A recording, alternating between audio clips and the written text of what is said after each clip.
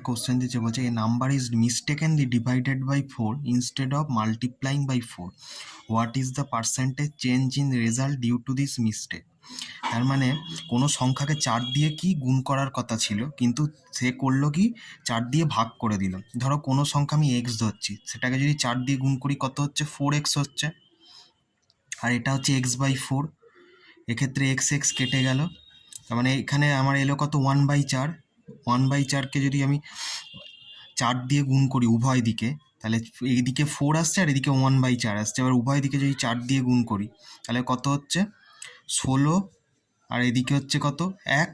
তাহলে ডিফারেন্সটা কত, 15। কিসের ওপর ভুল, মানে কত শতাংশ ভুল করছে বার করতে গেলে, 15 গ্যাপটা বাই হচ্ছে 16-র ওপর ভুল করছে, তাহলে 15/16 ইন্টু 100%। এবার 9 16 কত হচ্ছে, 144, তার মানে 90-এর বেশি হবে, তার মানে 93